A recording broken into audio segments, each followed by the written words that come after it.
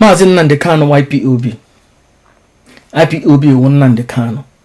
Nnamdi Kanu went DOS. Nnamdi Kanu went IPOB. So Nnamdi Kanu belated time. Today, the thought. My game here, I got it too late. And do no jogging give them. Makawalam gear. Ye oge give them. And give me ngwa give me rodachi. Ime ngwa ya di easy heal the family. Each day aneche agapota tan agapota echi agapota tan agapota echi agapota tan agapota echi. The more you waste, the more the family gonna destroy energy. The more ulo gauge. But ogage give them because agbalam gear.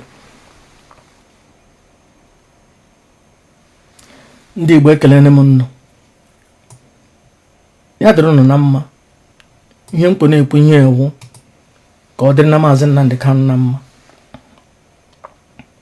Ka ọ dịrị ya mma n'ahịa na-anọkọ ala Igbo. Ka enwe udo n'ala Igbo. Ka anyị ghara ịdị na-akpafu ọbara ndị a na-akpafu n'ala Igbo. Every day a na-emebishi ihe n'ala Igbo gburugburu. Ọ dị eme mma. Ka anyị hụ udo. Ka anyị hụ ụmụnne anyị n'anya. Ka anyị hụ onwe anyị n'anya.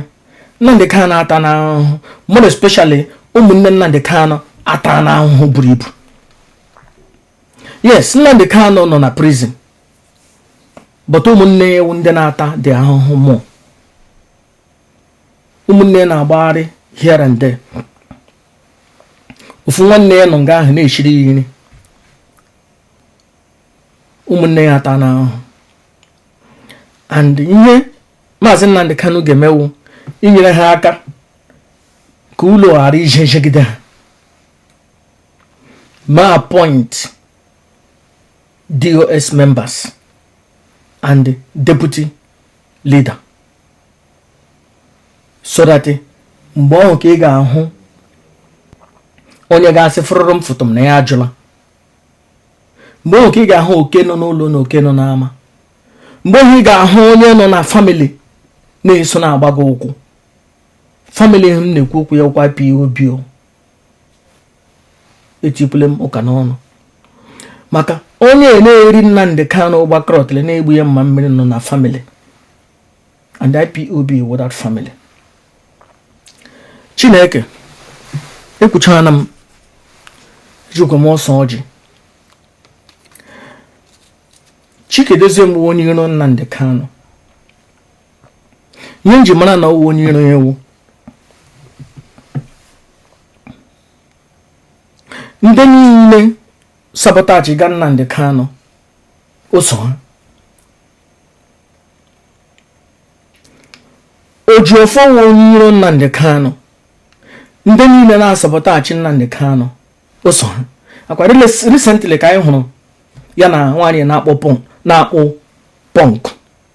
Lọlọ ndị efulefu. Lọlọ ndị iberibe. Asị m enwe nwanne Nnamdi Kanu ya na Ojiofo na Chikedozie m na apale na apadi. Hụcha ihe ndị na Ojiofo na Ejimakọ na Ojiofo na elaha Chikedozie m Ojiofo na Chikedozie m na ha kpara nkata nye oyibo latitude ije were go IPOB. Enwe nwanne Nnamdi Kanu hụchara ihe ndị ha na Ojiofo na Chikedozie m na apali na apịtọ. Asị m ala Igbo gide. Enwe onye farukwu ibeku n'ihe ọbụla so mbe na-eri Nnamdi Kanu gbakọrọtele na-egbu ya mma mmiri. Ala Igbo gide. Ala Igbo gide na Nkwo gide na Eke gide na ahịa na ala Igbo. Enwe nwanne Nnamdi Kanu ha na Chikedozie m na Ojiofo na-arụ ọrụ. Ala Igbo gide. Ọnwaanyị alụrụ alụ nọ na farukwu ibeku ha na Chikedozie m na Ojiofo na-arụ na-apịtọ ala Igbo gide, because Ojiofo onye rụgo ọrụ with Simon Ekpa from beginning. Mgbe Simon Ekpa changed, ha hapụ Simon Ekpa. Ojiofo onye rụgo ọrụ with Bruce Frame. Mgbe Bruce Frame changed, ha hapụ ya. Ihe niile mere na IPOB, onye ọbụla nọ against Nnamdi Kanu, Chikedozie m na Ojiofo pụrụ na with that person. Mgbe onye ahụ nwere change of heart, Chikedozie m na Ojiofo ahapụ onye ahụ. Were ire gị gụọ eze gị ọnụ. Were ire gị gụọ eze gị ọnụ. Ndị Igbo mara na ihe karịa agwụ.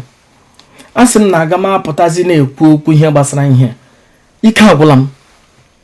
But ya wụrụ na Nnamdi Kanu were advice mo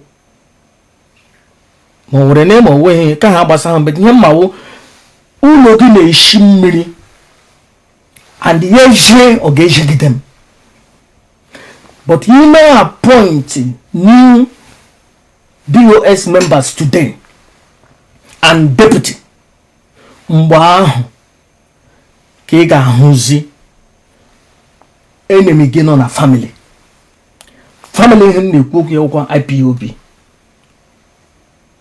Unless ma ị chọghị ịma, because ị chọghị ka iwe na o nwere onye nọ na family gị na-egbu gị mma mmiri na-erigo gbakọrọtala, and maybe that's why you will not do it, because ị chọghị ka o rie obvious na o nwere onye ọjọọ jọrọ njọ no close to you.